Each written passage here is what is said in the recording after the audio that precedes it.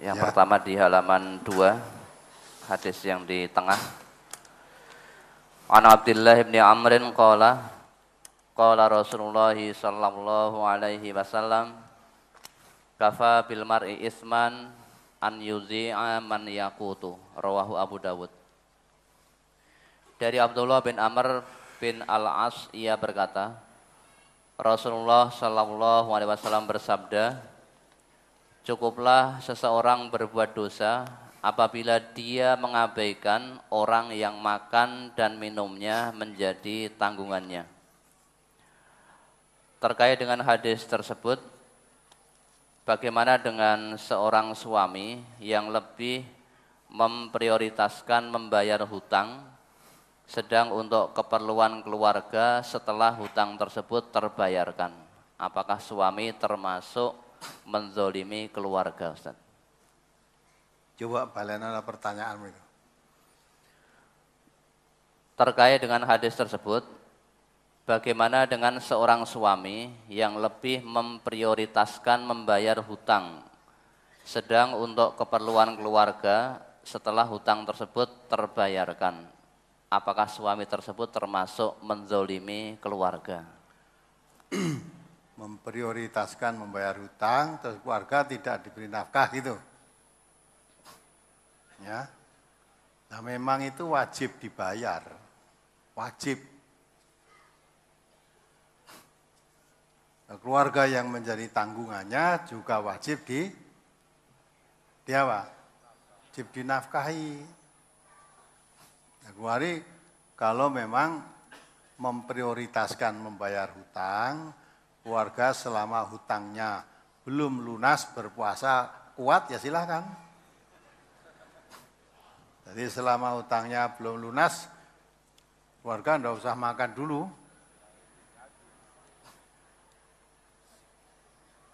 Ya. Jadi kalau terjadi begitu itu, mestinya ya yang pandai-pandai. Justru saudara punya uang hari ini, butuh untuk makan keluarga. Tidak ada yang lain, memang harus hari ini kebutuhan untuk makan. Hari ini juga saudara ditagih hutang, mana yang harus didahulukan? Makan. Ya tak? Makan. Ditagih hutang, ya tak? Nanti kalau terus dibayarkan hutang, keluargamu enggak makan, betah orang makan berapa hari? Nah itu, mula josok duwe hutang. Ya kan? Orang punya hutang itu enggak enak. Nah, maka dari itu, jangan suka punya hutang. Kadang-kadang orang punya hutang itu bukan kekurangan. Karena ingin apa? Ingin mempunyai atau enggayuh yang di luar kemampuan, itu yang salah. Sedang Allah mengatakan la yukallifullahu nafsan illa usaha. Allah itu tidak pernah memberikan beban yang di luar kemampuannya. Sekarang kalau mampunya baru naik sepeda ontel, kancane tangga-tangganya punya sepeda motor rasa pengen. Ya kepengen banter ya juga taleni kono kon geret gitu loh. Ya, enggak usah kepengen, disyukuri saja punya sepeda ontel. Besok kalau sudah bisa beli sepeda motor, jangan berapa bisa beli mobil. Sekarang ditahan dulu, jangan utang. Sekarang 500.000 sudah dapat sepeda motor, iya 500.000 dapat sepeda motor. Tapi kalau tidak mampu ngangsur, tarik kembali, ya tak? Tarik kembali. Maka itu disyukuri. Iqna bil qalil ya'ti kal katsir. Syukuri yang sedikit, nanti Allah akan memberi yang lebih banyak. La in syakartum lazidanakum. Wala in kafartum inna adzabi lasyadid. Kalau diberi nikmat oleh Allah, mau bersyukur, janjinya Allah akan menambah. Kenikmatan tadi ditambah. Tapi kalau diberi nikmat tidak bersyukur, azab yang diancamkan oleh Allah. Maka orang itu kalau nurut, hidup itu nurut aturan agama enak. Sudah tidak mikir macam-macam, yang diberikan oleh Allah apa disyukuri. Tapi kalau tidak pandai mensyukuri, adanya kurang saja, nanti jadi orang rakus. Ya, sudah punya ini pengen ini, punya ini pengen, boleh punya ini pengen ini boleh saja, tapi diukur kemampuan. Jangan tidak ada kemampuan punya, saya kepengin itu tuh, jika bukan miliknya ambili. Ya, maka pejabat-pejabat yang korupsi itu karena rakus. Kata Nabi, orang yang rakus terhadap dunia, rakus terhadap jabatan, itu lebih rusak agamanya dibanding 2 serigala lapar yang dilepaskan di kawanan kambing. Ini ada serigala lapar, lepaskan di kandang kambing. Kira-kira kambingnya jadi apa? Ya? Rusak apa enggak? Rusak. Masih lebih rusak agamanya orang yang rakus terhadap harta dan kedudukan. Masih lebih rusak. Orang itu kalau rakus terhadap harta, rakus terhadap kedudukan dengan cara apapun tempuh dan tidak mengenal halal haram lagi. Padahal kalau terhadap agama ini halal, ini haram itu ada aturannya. Kalau orang rakus tidak peduli halal haram, yang penting dapat. Dan kalau kamu dapat dari harta yang haram, ya itu diharamkan masuk surga. Apalagi kalau belum masuk surga saya di dunia sudah terhalang doamu. Pakaiannya haram, minumannya haram, makanannya haram, maksudnya hasil dari yang didapat dari yang haram. Doanya tidak dikabulkan. Maka kalau ingin doanya dikabulkan, bersihkan. Ya, makanannya harus halal. Karena Allah juga memerintahkan, ya Yohanes, kulu mimma fil ardi halalan thayyiban wala tattabi'u khutuwatis syaiton innahu lakum aduwwum mubin. Wahai manusia, makanlah apa yang ditumbuhkan Allah di bumi ini yang halal dan yang baik. Jangan mengikuti langkah-langkah setan. Setan itu tidak mengenal halal, tidak mengenal haram. Yang penting saya kepingin ambil, entah miliknya siapa itu. Nah, maka itu Allah katakan innahu lakum aduwwum mubin. Setan itu musuh. Musuhmu yang nyata, harus dimusuhi. Jangan diajak kompromi, apalagi diajak berteman. Kalau kamu jadi teman setan, ya mesti jadi setan. Ya, mesti jadi teman setan. Nah, maka itu kalau keluarga tadi mengutamakan membayar hutang, itu ya memang betul, tapi juga harus dilihat. Kalau saya membayar hutang, keluarga saya makan apa enggak? Kalau membayar hutang terus keluarganya enggak makan. Nah, maka kebutuhan pokok orang hidup itu makan. Kalau sudah cukup untuk makan, nanti sudah kebutuhan lain-lain itu nanti dulu. Maka Nabi mengatakan ketika ditanya, siapa yang termasuk orang miskin, ya orang yang kaya ya Rasulullah? Orang yang cukup untuk kebutuhan makan sehari semalam. Jadi orang-orang kebutuhan makan sehari semalam sudah cukup, itu sudah orang kaya.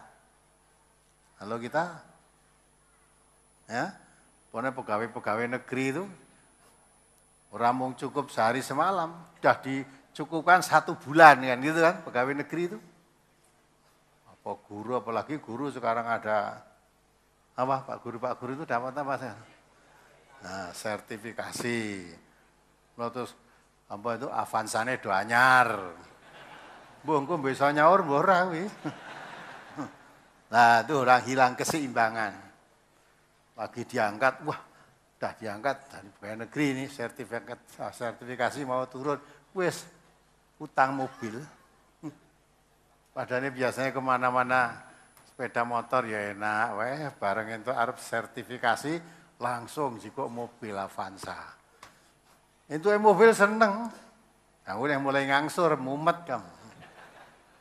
Nah, mulai tadi terjadi, Pak, untuk hari ini, belanja hari ini habis, wah itu ekspansi ini ngangsur. Lalu makan apa gitu, yang penting ngangsur sih, Wetenge luwe ora apa-apa, sing penting numpak Avanza kan. Itu cara berpikir yang keliru. Itu namanya tidak mensyukuri nikmat. Kalau orang itu hidup menurut aturan agama enak, terus gaji apa aja enak sudah. Jadi apa aja enak. Kalau diberi kekayaan yang banyak, syukur pada Allah. Kalau diberi sedikit, sabar. Ya, sabar. Sabar dan syukur itu dua posisi yang dicintai oleh Allah. Maka jadilah hamba Allah yang dicintai. Jangan jadi orang rakus. Orang rakus terhadap dunia itu tidak akan ada puasnya. Padahal dunia itu kata Allah, mata'ul ghurur. Kesenangan yang menipu. Masa ditipu kok seneng gitu. Maka akhirnya menjadi susah, akhirnya orang ditipu kok. Orang tertipu itu akhirnya menjadi susah. Ya, pasti susah. Di zaman-zaman sekarang ini jangan mudah-mudah dipameri. Dalam baca Quran enggak? Kemarin ya katanya mau mangkat menerima pegawai tukang ngelimi teh apa itu? Teh celup itu, ya? Dalam baca Quran. Kalau itu betul, jangan-jangan saudara ada yang daftarkan. Itu pasang, iklannya kan dipasang, ditempel di pohon-pohon itu. Cari pegawai untuk ngelimi teh celup itu gajinya sebulan 1.500.000 atau gimana. Gaweannya mau ngelimi teh celup itu. Banyak yang daftar. Itu daftar pertama, saya hanya lihat koran aja, nyatane mbundak, konon sekarang udah ditangkap polisi. Bayar 5.000 dulu, terus nanti bayar 80.000 dapat teh. Satu bungkusnya itu, terus bayar apa lagi 300, suruh mencari teman. Ya, suruh mencari teman. Nah sekarangnya yang udah masuk kok, sampai sekarang kok malah enggak kerja ngelimi teh celup itu, malah kon golek uang. Itu kan podo karo istilah multi level itu ya, kon golek uang akhirnya. Nah, ada yang lapor polisi kan ditangkap. Kemarin digeledah polisi sudah. Sudah kembalikan ya. Pokoknya sekarang cari duit wajar, ojo dipamer-pamer dapat uang banyak terus saudara katut juga. Orang-orang yang didatangi katanya mencari harta korun peninggalannya Pak Harto katanya. Wah, luar biasa itu udah. Orang-orang yang katanya dapat samurai Jepang harganya sekian triliun apa berapa gitu. Tapi ngono kuwi aja percaya, mesti dihapusi kamu. Ya, mesti dihapusi. Andai kata Pak Harto punya peninggalan, ini mesti diambili anak-anaknya. Ya enggak? Masa anaknya aja enggak ngerti malah kamu tahu itu dari mana. Ya enggak? Jadi sekarang itu cari duit yang wajar-wajar wae. Jangan gampang dipamer-pameri. Nanti kamu dapat ini, udah mesti dihapusi wae. Maka ngaji yang sungguh-sungguh. Ngaji yang sungguh-sungguh. Hasil ngajinya itu dipakai untuk nata hidupnya. Jangan sekedar untuk mengerti, untuk pidato, untuk khotbah sana, khotbah sini, debat sana, debat, tidak ada gunanya. Untuk menata dirinya. Ya, mau ngaji aja, tidak genah itu mesti orang ngamal ke ngaji ini. Ya, kalau ngamal ke ngaji ini, orang hidup ngaji itu tentram. Itu yang Bapak dari mana dari silaturahmi itu. Dulu agamanya Islam karo Katolik dilakoni kabeh. Dari mana Bapak? Dari mana tadi? Wah, Pak Fadli. Ya? Dari Godean, Jogja. Dari Godean. Jadi kalau Minggu saya dengar lewat jalan tadi. Lewat radio. Kalau Minggu ibadah nyembah Tuhan Yesus Kristus. Kalau Jumat nyembah Tuhan Allah Subhanahu wa taala. Luar biasa ini ya. Lah wis nek mlebu swarga bingung. Ya. Mlebu swargane Tuhan Yesus Kristus apa Tuhan Allah gitu. Nah, dia sadar dengar radio sadar.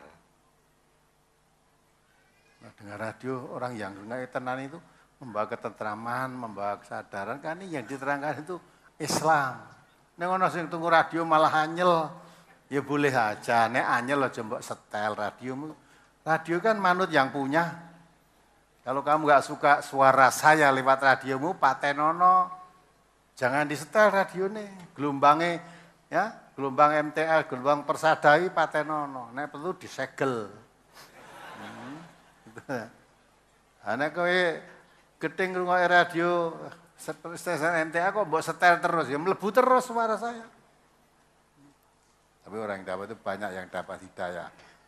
Lagi rombongan ini dari Comal Pemalang, selamat datang ini ya, 115 orang. Ini juga tadi saya dengar, kebanyakan dengar radio. Dengar radio tidak jarak, ngertek radio, loh kok nyangkol radio apa ini? Sesuai dirungokke. Ya maka radio MTA itu ada di situ, ada guna-gunanya. Kalau kamu sering dengarkan kena guna-guna kamu, kena plengket, kena pelet gitu ya. Nah gitu dah. Ini guyon dikira tenan nanti. Pelet itu enggak ada, plengket itu enggak ada ya dah. Nah dari Kendal, selamat datang udah kita dari Kendal. Kemudian dari Karangmojong Gunung Kidul, 1 bis, ya saya selamat datang. Dan dari Candi Pacitan, 31 orang, selamat datang juga. Tempel Sleman, 30 orang, yang tadi ada dari Kalimantan tadi. Dari Kalimantan. Juga ada dari, mana tadi? Yang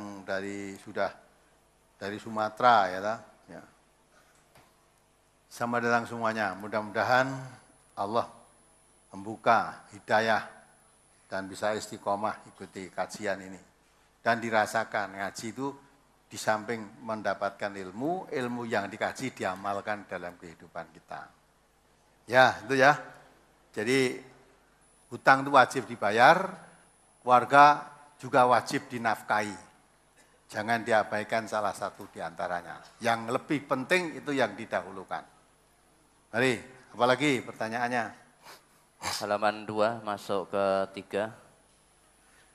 An Khaisama taqala kunna julusan ma'a Abdullah bin Amrin idh ja'ahu qahramanu lahu fadakhala faqala a'taitar raqiqa qutahum qala la qala fantalik fa'atihim qala Rasulullah sallallahu alaihi wasallam kafa bil mar'i isman an yahbisa amman yamliku qutahu. Rawahu Muslim. Dari Khaisamah ia berkata, dahulu ketika kami sedang duduk bersama Abdullah bin Amr, tiba-tiba datang kepadanya seorang pembantu Abdullah bin Amr yang mengurusi kebutuhan umat. Lalu Abdullah bin Amr bertanya, apakah para budak sudah kamu beri kebutuhan makan mereka? Pembantunya tersebut menjawab, belum.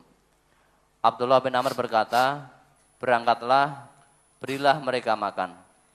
Abdullah bin Amr berkata, Rasulullah sallallahu alaihi wasallam bersabda, cukuplah seseorang itu berbuat dosa apabila ia menahan memberi makan orang yang menjadi tanggungannya.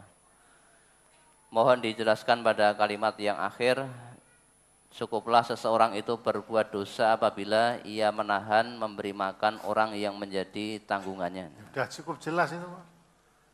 Jadi orang mempunyai tanggungan untuk memberi makan, yang beri nafkah orang yang menjadi tanggungannya. Apakah istri, apakah anak, pokoknya orang yang menjadi tanggungannya.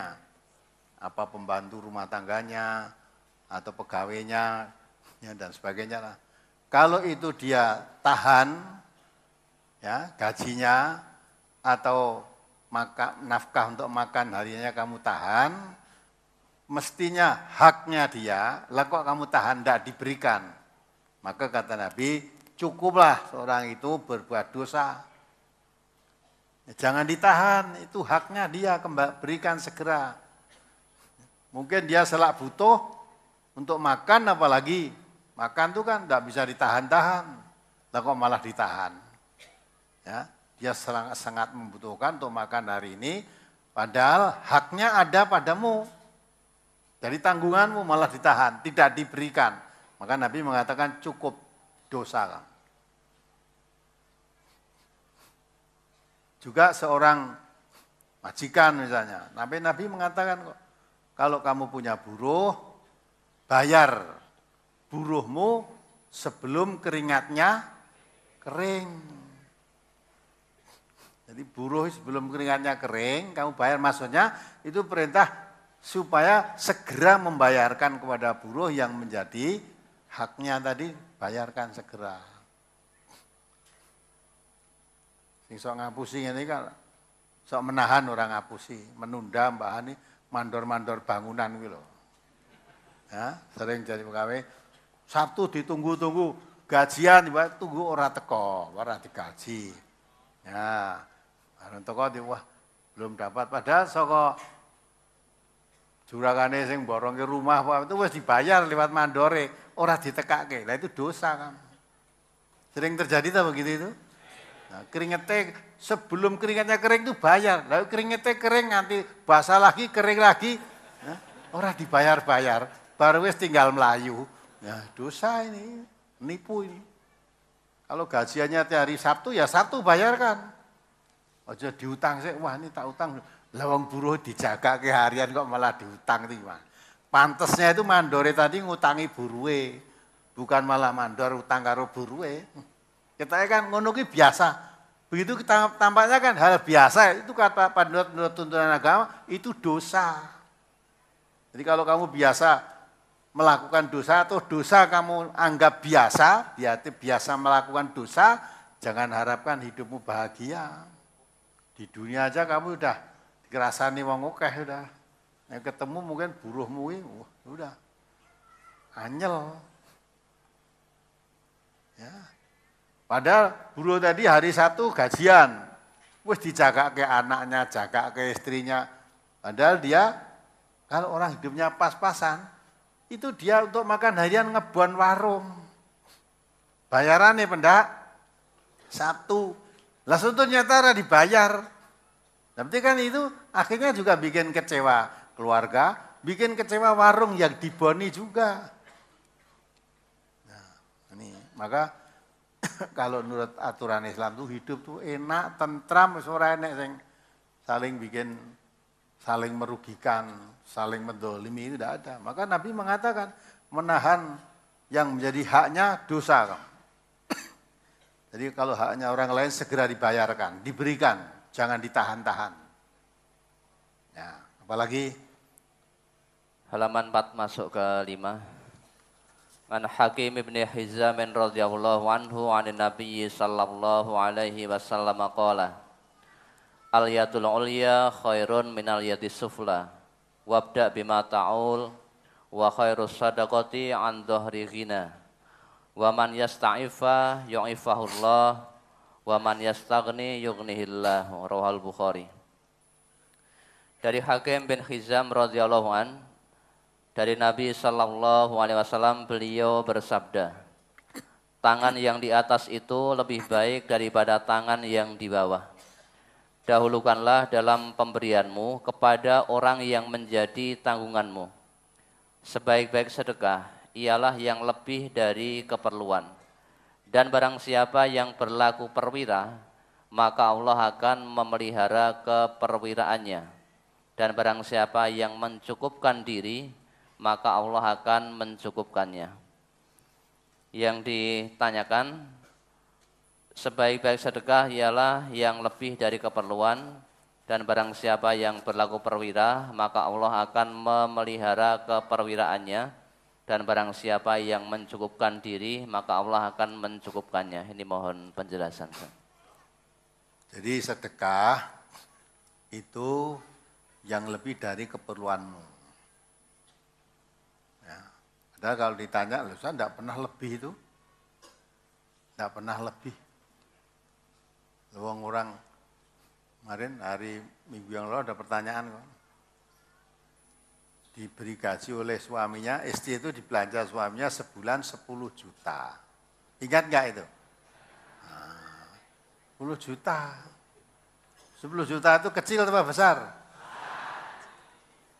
Ya, besar. Nek kanggone sing 10 juta tadi mungkin kecil. Masih besar yang 300 juta kan itu kan. Tapi bagi yang tiap bulan hanya 300.000, 500.000, 40 juta kok cukup, itu kaget masih. Nah itu kan. Maka maksudnya itu kebutuhan. Kita itu diberikan oleh Allah, dalam Al-Quran diterangkan, wa mimma rozaqnahum yunfiqun. Bagian kecil dari rezeki yang diberikan oleh Allah itu kamu infakkan, kami sedekahkan. Tadi saya katakan, Rasulullah mengatakan, ya, orang dikatakan kaya, itu orang yang cukup makan sehari semalam itu sudah orang kaya. Ya. Nah, jadi kalau sudah cukup untuk kebutuhan sehari semalam tadi, selebihnya itu boleh kamu sedekahkan. Sedekah yang baik itu boleh. Jadi jangan menyedekahkan yang kamu sendiri kurang. Akhirnya setelah kamu berikan orang lain, kamu minta juga kepada orang lain. Kan nggak boleh itu. Loh, di kampung-kampung sering terjadi. Istilahnya orang malah orang sedekah, nyumbang. Ibu-ibu itu pernah nggak nyumbang, ini ngarep nyumbang kuwi golek. Nah, ngalami nggak? Iya. Lah, nyumbang orang kok golek utang tuh bener apa enggak? Jenenge nyumbang kok utang sih. Dasarnya apa? Kok dadak utang direwangi nyumbang? Karena orang nyumbang apa? Kewuh. Nah, bareng nyumbang cari utangan dulu. Nek orang nyumbang pekewuh, maka dicari utangan. Bareng ditagih utang reso nyaur, pekewuh enggak kamu? Nah, tagih ora nyaur, kewo. Itu akhirnya kan memberatkan diri sendiri. Memang kalau kamu nyumbang boleh saja, tapi yang sekiranya kelebihan kamu ada. Jangan menyumbang dirimu sendiri direwangi utang kok nyumbang tetangganya. Ya, ya tak? Kalau ada kelebihan tadi untuk nyumbang, silakan nyumbang. Tapi kalau memang tidak ada, jangan cari utangan terus untuk nyumbang. Itu namanya kamu memberikan sesuatu yang di luar kemampuan. Akhirnya yang kamu sumbang ya nggak mau tahu itu tadi apa utang, apa uangnya sendiri nggak mau tahu. Setelah selesai nyumbang, nah nanti kamu ditagihi utang tadi. Tagih utang.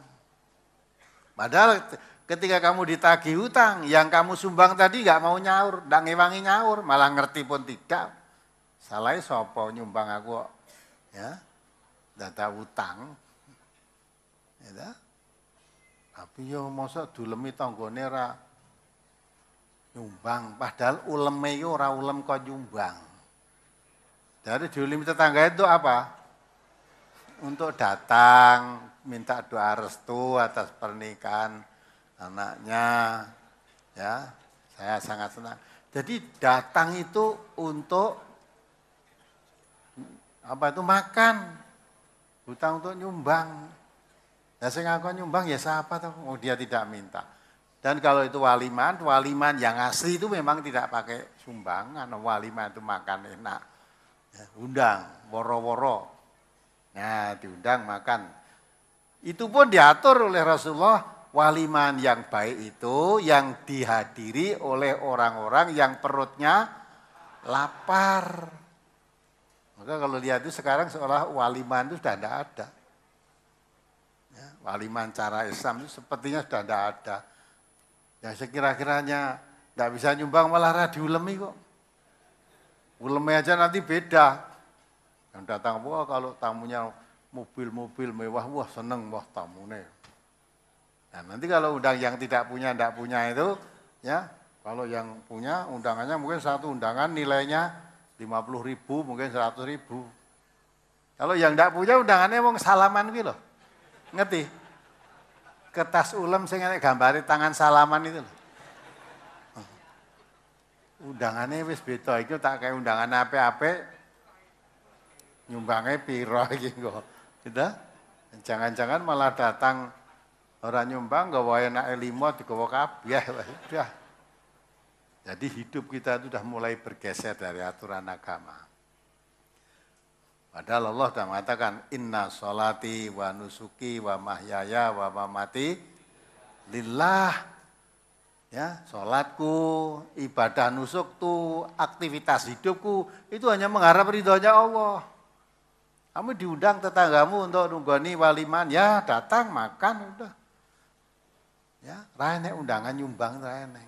Nah kalau kamu nyumbang boleh tidak? Boleh, ini wajah nyumbang tidak boleh.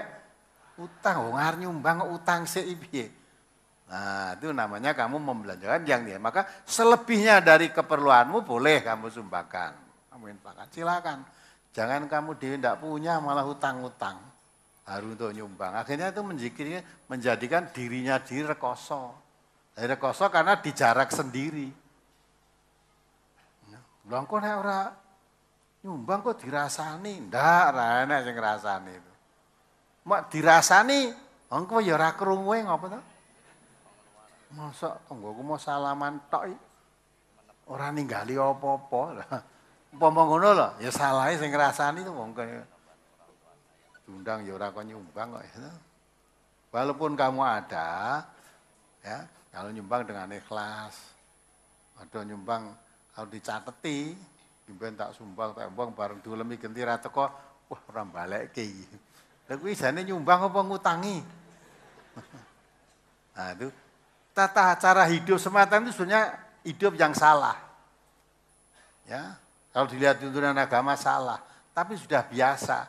Lah orang melakukan kebenaran sekarang itu pekewoh. Jadi melakukan yang hak itu malah pekewoh, yang batil itu malah bangga. Maka Allah sudah menginginkan untuk berkata ini hanya mengharap ridha Allah. Maka jangan kita melakukan sesuatu untuk mengharap pujian dari manusia. Perkara saya mengharap ridhonya Allah, ada orang yang tidak suka, ada orang yang memuji, ada orang yang mencela, silakan itu hakmu. Maka orang Islam itu mengamal agama itu wala yakhafuna laumata laim. Tidak takut dengan celaan-celaan orang-orang yang suka mencela. Asal kita melakukan suatu kebenaran, jangan takut dicela orang. Jangan takut. Orang hidup di mana aja misalnya ada dua, yang suka memuji, yang tidak suka mencela, itu di dunia mana aja begitu.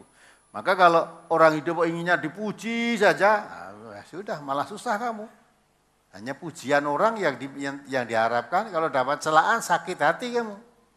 Kalau yang diharapkan itu hanya Allah, belum tentu manusia mencela saya, belum tentu Allah juga mencela. Sebaliknya kalau semua orang memuji saya, belum tentu Allah juga memuji aku. Maka yang saya harapkan itu pujian ridho Allah yang kita harapkan. Perkara celaan pujian dari manusia enggak usah didengar. Kita berjalan biasa. Menurut agama ya begini, kamu suka ya jalankan, tidak suka ya kamu jangan jalankan. Udah, enak kalau begitu. Kalau agama itu hanya mengharap ridhonya Allah semata enak, tapi kalau gagas menungsa dirasani wis judek kamu ya. Pemenang diancam ora gelem rukun tangga wis nek mati sing ngubur sapa. Lah ngono tambah bingung to. Sudah berkali-kali saya katakan, kalau kamu mati itu tidak usah mikir siapa yang ngubur. Wis toh, orang mati itu dikubur ya mau, tidak kubur ya mau. Wis meneng wae dah. Ya lah nek mati cek orang meneng kan rong mati jenenge itu. Udah, orang mati itu kasih mati udah. Nanti dikubur atau tidak dikubur itu urusan yang hidup. Kalau sampai orang mati tidak dikubur, yang dosa yang hidup. Yang mati tidak dosa. Maka tidak usah takut tidak dikubur itu urusannya orang mati. Orang hidup. Apalagi? Tadi apa yang ditanyakan? Yang satu, perwira. Menjaga keperwiraan itu artinya jangan menjatuhkan dirimu pada kehinaan. Menjaga keperwiraan artinya menjaga kehormatan dirimu sendiri. Jangan suka minta-minta, jangan mengharap pemberian orang lain. Ya, tangan di atas itu lebih baik. Kalau tidak bisa memberi, jangan suka meminta-minta. Ya, jangan suka meminta. Orang meminta-minta itu berarti menjatuhkan kehormatan dirinya sendiri. Maka orang-orang mujahid yang tidak suka minta-minta itu dicintai Allah dan itu berhak menerima. Coba dibaca. Surat Al-Baqarah ayat 273. Sebetulnya orang itu orang tidak punya, tapi orang mengira dia itu orang kaya karena menjaga diri, menjaga perwira tadi, tidak suka meminta-minta. Surat Al-Baqarah ayat 273. Lil fuqara'il ladzina ukhsiru fi sabilillahi la yastati'una darban fil ard yahsabuhumul jahilu aghniya'a minat ta'affuf ta'rifuhum bisimahum la yas'aluna an-nasa ilhafa wa ma tunfiqu min khairin fa innallaha bihi alim. Berinfaklah kepada orang-orang fakir yang terikat oleh jihad di jalan Allah. Mereka tidak dapat berusaha di bumi. Orang yang tidak tahu menyangka mereka orang kaya karena memelihara diri dari minta-minta. Nah, itu dia berhak.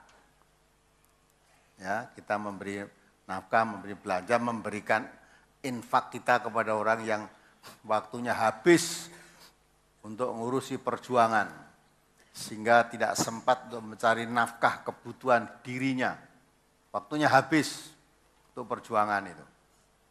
Ya, nah, kalau kamu tahu orang semacam itu, kamu boleh mengeluarkan hartamu untuk berikan pada mereka. Dan dia itu orang menahan diri dari meminta-minta. Maka habis waktunya untuk perjuangan saja itu. Sehingga orang lain yang melihat itu dianggapnya dia orang kaya. Dan tidak pernah minta. Nah, orang yang mengetahui merasa berkewajiban. Saya berkewajiban memberikan belanja kepada orang yang hidupnya untuk perjuangan. Ya itu. Jadi tidak pernah minta-minta. Enggak, dia mensyukuri pemberian Allah apa yang diberikan pada dirinya. Dicukup-cukupkan. Maka Nabi kita mengatakan tangan di atas, memberi lebih baik daripada menerima, meminta. Kalau tidak meminta diberi, kalau memang kamu memang orang yang pantas untuk menerima pemberian, berhak menerima, enggak. Waktunya habis untuk berjuang tadi boleh diterima. Jangan orang yang, ya sekarang ini modelnya kan malah orang yang di bawah memberi yang di atas. Ya enggak? Karena kalau orang punya kerja, tidak punya orang punya kerja itu yang tidak punya orang kampung, kalau mungkin nyumbang apa adanya itulah. Tapi kalau yang punya kerja orang atasannya, wah mungkin nyumbangnya kunci Nova, wis dikesa STNK sisan. Nah kalau nyumbang yang di atas kok gitu itu mesti punya maksud. Nyumbang yang lebih besar karena ini pembesar saya nanti biar dapat kemudahan di belakang hari. Nah sekarang diselidiki oleh KPK sekarang. Kemarin saudara lihat TV ya yang punya kerja di sini gitu siapa? Sekjen siapa Pak Sulis? Enggak, Sekjen Sekretaris Jenderal Mahkamah Agung. Nah, harusnya gitu enggak perlu disumbang wong Mahkamah Agung. Nah, sing nyumbang rakyat. Nah, aku tuh Mahkamah Agung kuwi nek sing digawe rakyat malah nyumbang sing akeh kudune gitu. Malah rakyatnya sing nyumbang. Nah, sekarang pemerintah mulai aktif didiki KPK. Kalau nyumbangannya lebih daripada wajar, wah itu harus dihitung. Punya maksud, ya. Tuh. Gitu ya. Jadi menjaga diri dari menjaga perwira itu tidak suka minta-minta, walaupun dia orang tidak punya tapi nggak suka minta. Apalagi ngambil yang bukan miliknya, dia minta aja nggak mau. Kalau minta kan halal betulnya, tapi nggak mau dia menjaga keperwiraan, menjaga dirinya sebagai seorang Muslim. Jangan hidup wala taj'al kallal linnas, jangan hidupnya itu menjadi ketergantungan orang lain, gitu. Apalagi Halaman pertama, surat An-Nisa ayat 34. Ar-rijalu qawwamuna 'alan nisa'i bima faddalallahu ba'dahum 'ala ba'dhin wa bima anfaqu min amwalihim. Kaum laki-laki itu adalah pemimpin bagi kaum wanita. Karena Allah telah melebihkan sebagian mereka, laki-laki, atas sebagian yang lain, yakni wanita, dan karena laki-laki telah menafkahkan sebagian dari harta mereka. Pertanyaan, apa akibatnya kalau suami meninggalkan istri hampir 1 tahun tanpa memberi nafkah? Apa yang harus dilakukan istri pada suami mengenai hal tersebut dan berdosakah suami yang melakukan hal yang demikian, Ustaz? Lah kok apa akibatnya? Yang tanya itu istri yang ditinggalkan apa bukan? Kalau kamu termasuk istri yang ditinggalkan, lah akibatnya apa?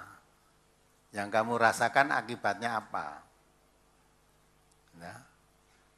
Dan mengapa suami meninggalkan istri sampai 1 tahun? Mengapa? Dan kemana? Itu harus ditanda tanya. Nah, suaminya di penjara, oh gitu. Nanti tinggalkan 1 tahun loh, penjaranya 5 tahun kok, malah itu nanti kan baru 1 tahun. Nah, lah kenapa di penjara? Kenapa kamu mau punya suami yang masuk penjara? Harusnya ke sana. Kalau suami yang normal, wajar, tidak ada apa-apa, tidak mungkin akan meninggalkan begitu. Ya, meninggalkan kenapa? Oh iya, suaminya meninggalkan 2 tahun kemana? TKI ke Saudi lah, gue jadinya meninggalkan golek apa? Ya, mungkin ke Saudi, mungkin ke Jepang 3 tahun, itu berarti bukan meninggalkan untuk lari tanggung jawab, itu mungkin karena mencari nafkah di sini merasa sulit ya, dah keluar negeri lah, meninggalkannya untuk mencukupi kebutuhan keluarga. Itu pun mesti sudah seizin istrinya, kalau begitu. Maka mesti saya tanya, sebelum saya jawab saya tanya, lah mengapa istri suamimu meninggalkan sampai 1 tahun pertama? Yang kedua, kemana meninggalkannya? Itu kan, mesti tanya. Ya, kalau perginya mencari nafkah ke luar negeri, jangan 1 tahun, ada yang ke Jepang kontrak 3 tahun kok. Dan ke Saudi atau kemana 2 tahun, orang mau 1 tahun. Nah, itu lah. Jadi sebelum saya menjawab pertanyaanmu, mesti kamu harus menjelaskan dulu perginya kemana, ada apa lah gitu, mengapa. Apalagi? Setiap habis gajian, uang tadi saya pakai untuk zakat 2,5%, kemudian untuk nyaur utang, ditabung untuk biaya sekolah anak, dan untuk makan. Dan ada yang kami sisihkan untuk orang tua. Tapi kalau dihitung-hitung, ternyata yang saya pakai untuk zakat ternyata lebih banyak daripada yang saya kasihkan pada orang tua. Apakah uang yang saya belanjakan dengan cara yang demikian apa sudah benar dan apa tidak berbuat zalim pada orang tua? Mengingat orang tua kami juga banyak hutang, dan apa boleh zakat saya tadi untuk membayar hutang orang tua, Ustaz? Itu kok tak hitung-hitung uang untuk zakat lebih banyak daripada saya nggak percaya. Nah, uang zakatnya lebih banyak daripada yang digunakan, saya tidak percaya. Ada enggak yang mengeluarkan zakat lebih banyak daripada untuk kebutuhannya? Tadi udah dikatakan zakatnya cuma 2,5% gitu kok. Ini tadi Ya. yang diberikan kepada orang tua, Ustaz. Ya. Jadi uangnya tadi, uang zakat itu lebih besar daripada uang yang diberikan kepada orang tuanya. Zakat itu bukan milikmu. Jadi orang harus mengerti. Zakat itu suatu kewajiban bagi seorang muslim. Orang muslim itu wajib zakat, wajib sholat, wajib haji, wajib puasa, gitu kan? Zakat itu hartanya 8 asnaf, 8 golongan yang dititipkan oleh Allah kepadamu. Maka itu harus kamu keluarkan. Kalau kamu tidak keluarkan, berarti kamu makan riba. Bukan milikmu, kamu makan. Nah untuk orang tua tadi, itu jangan diberikan, masa anaknya kaya, orang tuanya miskin? Ya, orang tua itu jadi tanggunganmu. Ketika kamu masih kecil, jadi tanggungan orang tuamu. Waktu orang tua, umurnya orang tua habis untuk bekerja, untuk memikirkan, mencukupi kebutuhan anak-anaknya. Sekarang udah tua, udah bisa kerja. Kalau udah bisa kerja, maka anaknya yang kaya tadi menanggung kehidupannya. Ya, menanggung kehidupannya. Jadi jangan terus dihitung-hitung zakat saya sebenarnya wong tuaku lah. Orang tua itu jadi tanggunganmu kalau mau orang tuamu tidak punya. Jadi tanggungan anaknya. Nah, orang tuanya punya hutang banyak lah itu harus tanda tanya lagi. Kenapa anaknya kaya orang tua hutangnya banyak itu untuk apa? Nah, orang tuamu punya hutang banyak itu untuk apa? Itu kan? Kalau hutangnya itu untuk kebutuhan orang anaknya kaya, kebutuhan apa lagi? Makanya harus ditelusur. Jadi tidak bisa kalau menyangkut masalah hukum saya jawab sepotong harus diterangkan lengkap. Orang tuamu punya utang banyak untuk apa? Nah, itu kita. Untuk misalnya orang tua saya suka pemborosan atau kalah judi apa meneh. Ya, orang tua saya suka judi sehingga punya utang. Tidak perlu disaur itu. Artinya tidak perlu dibantu orang tuanya tapi ben ngerasake doyak-oyak judi itu. Maka perlu tanya, kenapa, untuk apa, lah gitu loh. Kalau keperuntukannya tadi dibenarkan oleh agama, anaknya bantu tadi. Kalau keperluannya tidak dibenarkan oleh agama, apalagi untuk pemborosan, apalagi untuk menempuh jalan setan dan sebagainya, lah dinasihati orang tuanya.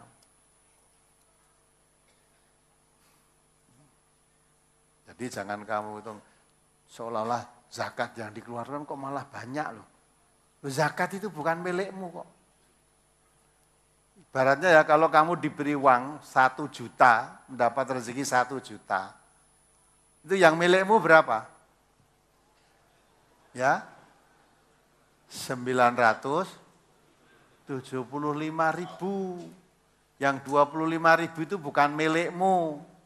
Maka dikeluarkan dulu sebelum digunakan. Kalau tidak dikeluarkan dulu, berikan yang punya, nanti habis, katut kamu ambil nanti. Maka kalau tidak mau mengeluarkan zakat banyak, jangan mau menerima rezeki yang banyak. Loh kan gitu tuh. Wah monggo zakat kok 20.000. Nah kamu dapat uang 1 juta, 20.000 itu kan cuma kecil. Ya tak? Dan dibanding dengan 1 juta. Ya. Maka kalau tidak mau menerima, kalau tidak mau membayar zakat yang banyak, kalau diberi rezeki Allah banyak, jangan mau, dikit aja lah. Nah.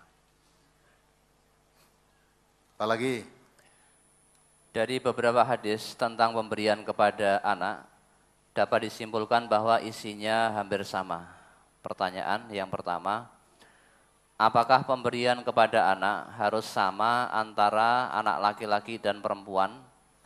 Apakah hal ini berlaku untuk semua hal, misalnya uang saku sekolah, membelikan suatu barang, apakah semua harus dibelikan juga dalam jumlah dan harga yang sama? Yang kedua, bagaimana dengan warisan? Mengapa berbeda bagi laki-laki dan perempuan, yakni bagiannya tidak sama, Ustaz? Tekanan Rasulullah memberikan itu tadi, tekanannya adil, bukan sama, adil. Kalau kabeh kamu samakan ya malah rapas. Anakmu sudah mahasiswa, belikan baju 2 meter. Anakmu baru TK 2 meter. Ya, tidak adil itu. Yang TK cukup 1 meter bapaknya. Ya, supaya adil yang sudah mahasiswa ya 1 meter. Orang kena dinggo. Maka adil itu wadu'u syai'in fi mahalihi. Menempatkan sesuatu pada tempat yang semestinya. Jadi sesuai dengan keperluannya.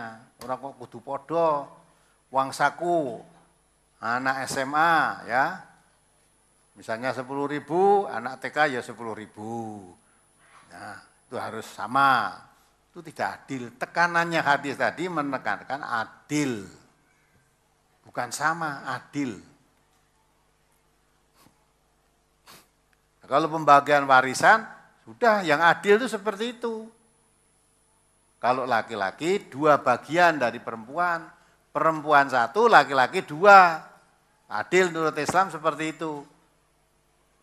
Podo anake kok ora podo. Nah nek dipodo tidak adil kalau dipodo. Gitu?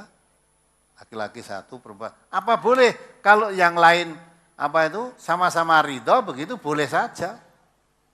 Ya, tapi kalau yang pas menurut aturan agama, kalau bagian warisan perempuan 1 bagian, laki-laki 2 bagian. Mengapa demikian? Karena ditangkap tadi tuh.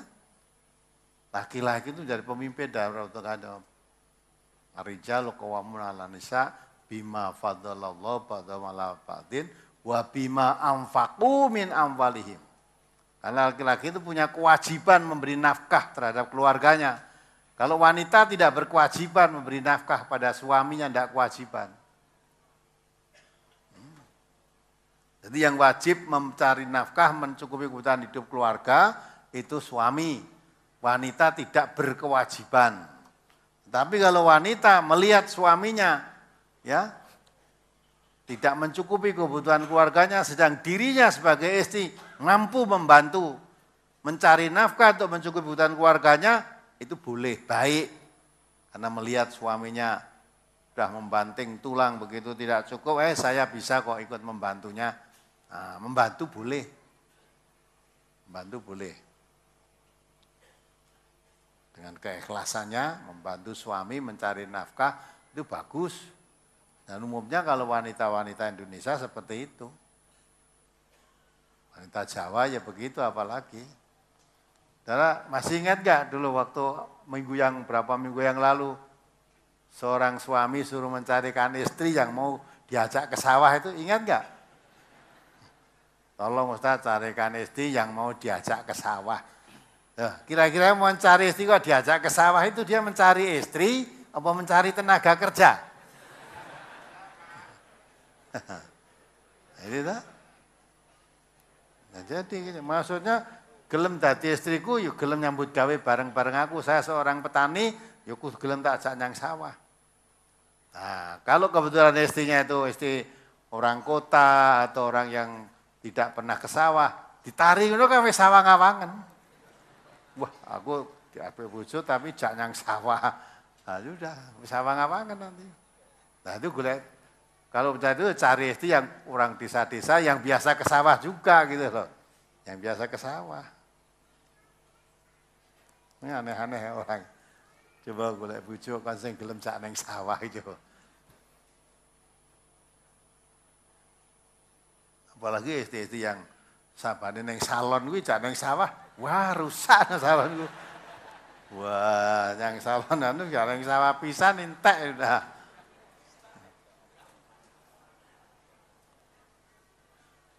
Apa lagi? Saya seorang karyawan. Orang tua saya terperosok dalam hutang yang besar. Bapak saya hanya seorang buruh serabutan. Salahkah saya apabila saya hutang bank untuk membantu orang tua menyicil sedikit demi sedikit agar hutang-hutangnya cepat lunas? Karena melihat pekerjaan Bapak yang tidak tentu penghasilannya, ya, saya merasa kasihan. Tetapi dengan membantu orang tua saya tersebut, saya agak menepis pengeluaran untuk kebutuhan keluarga saya, Ustaz. Bagus itu. Ya. Tidak salah, sangat benar itu. Membantu orang tua ya, untuk menepis kebutuhan rumah tangga ya bagus. Yang penting ya kebutuhan pokok rumah tangga jangan terlantar. Ya dah. Biasanya belanja ke mal-mal, ya sekarang belanja ke warung ideran, sayur-sayur ideran itu kan ada sekarang. Yang gajinya 10 juta itu tidak cukup karena apa? Sabane di mal, pengakuan sendiri loh itu. Ya dibayar gaji suami saya itu 10 juta.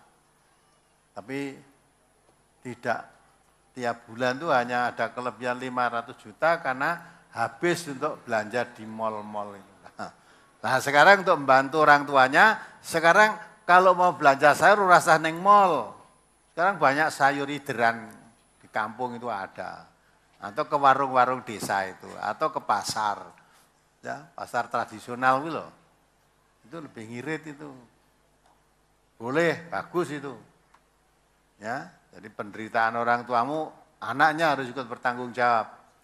Wong kalau anaknya yang menderita, bapakmu ya tanggung jawab. Kasihan kan itu. Nah, insya Allah kamu tidak akan kekurangan. Membantu orang tua, meringankan beban yang diderita oleh orang tuamu, insya Allah Allah akan melonggarkan bebanmu di dunia dan di akhirat. Man nafasa musliman, nafasa Allah fid dunya wal akhirah. Jadi, dari kalau kita membantu, apalagi ini bapaknya, ya, bapaknya tahu pekerjaan bapakmu. Setelah dibantu, disaurkan utangnya, bapaknya dipesan besok lagi hati-hati Pak, jangan sampai terbelit hutang. Pepet atau seperti apa, kalau bisa enggak usah hutang. Ngendika mawon kali kula, bilang sama anaknya, nanti bapaknya, kebutuhan anaknya akan ditop. Jangan hutang, apalagi hutang neng bank plecet, wah sudah susah kamu. Lagi tangi turu udah diplecet. Ya dah, bank plecet itu. Hindari itu. Apalagi? Halaman 1 masuk ke 2, surat At-Tolak ayat 7. Liyunfiq dzu sa'atin min sa'atih wa man qudira 'alaihi rizquhu falyunfiq mimma ataahu Allah la yukallifullahu nafsan illa ma ataaha sayaj'alallahu ba'da usri yusra.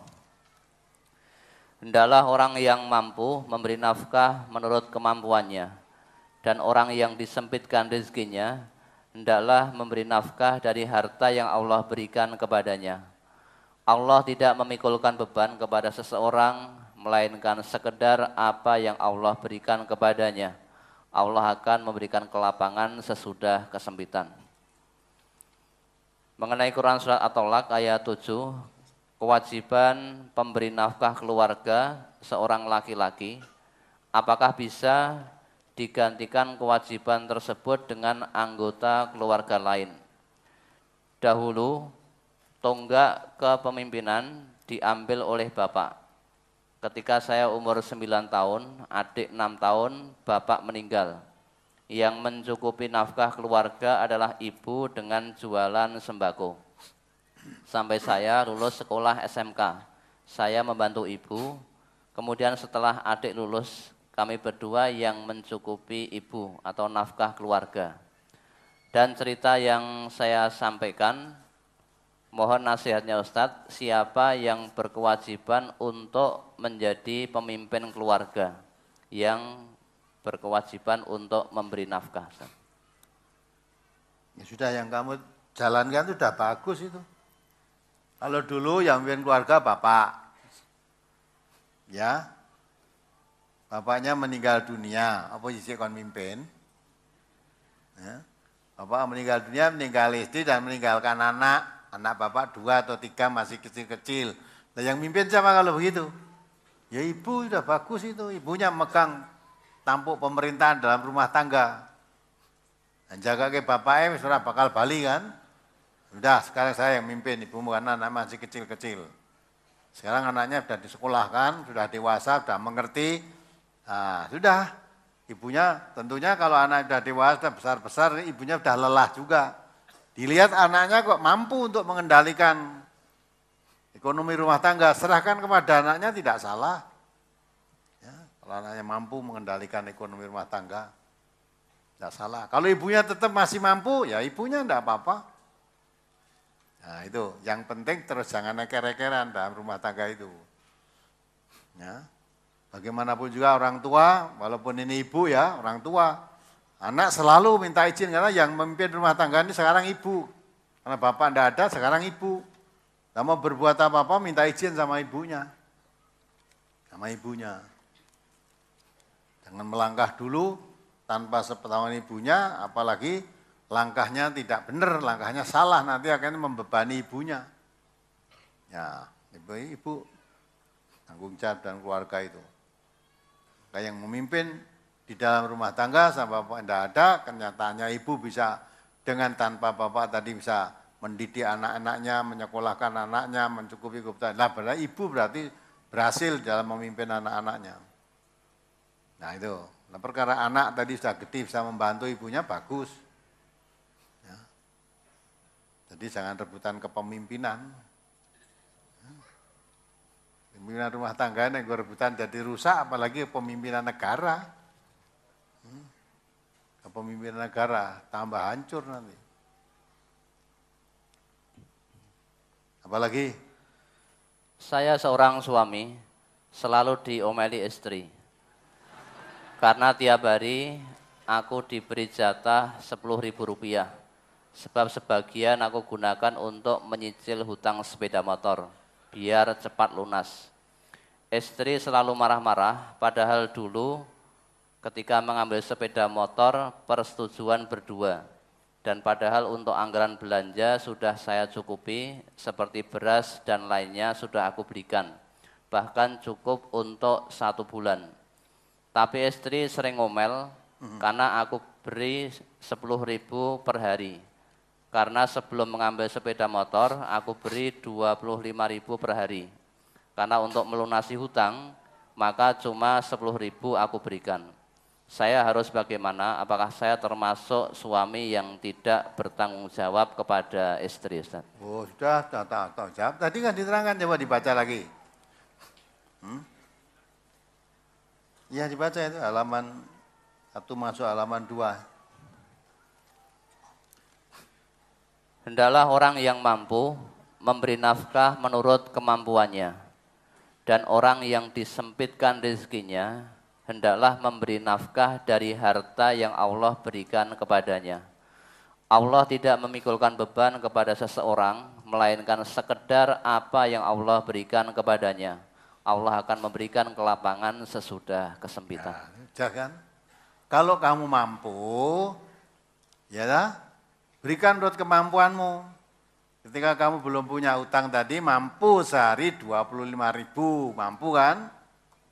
Ya.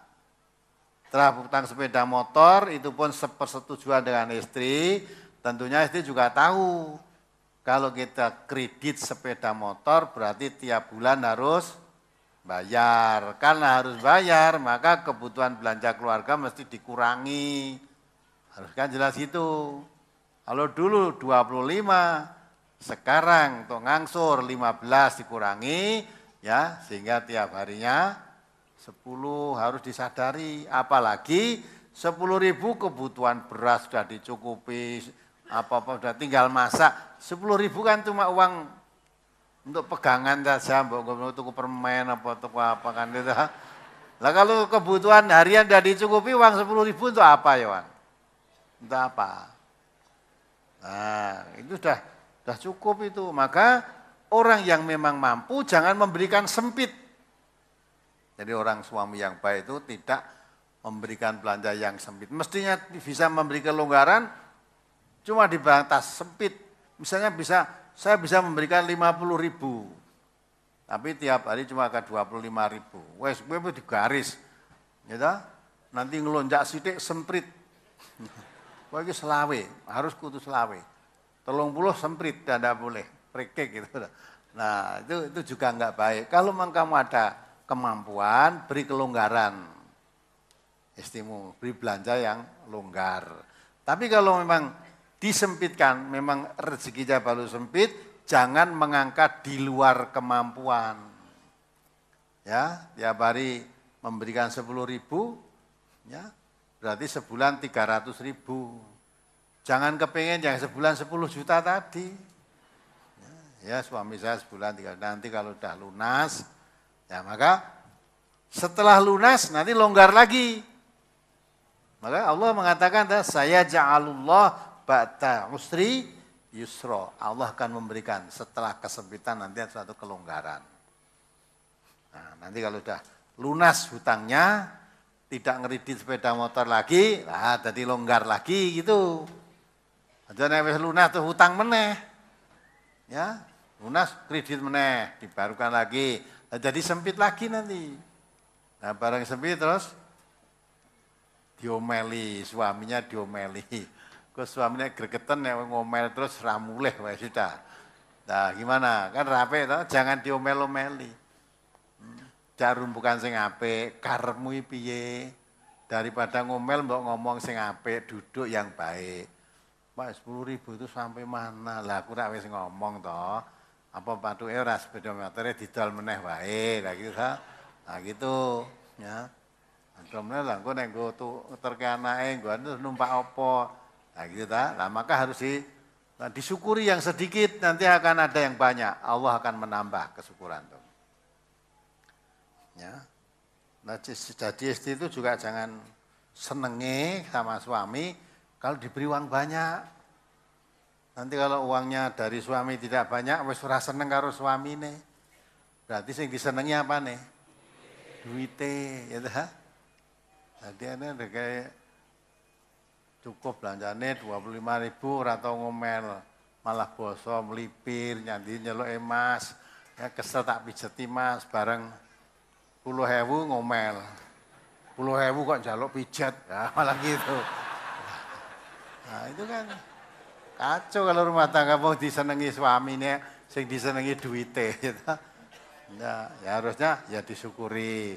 Ya alhamdulillah Mas, tiap hari kita 10.000, tapi alhamdulillah sekarang kesana kemari udah naik sepeda motor.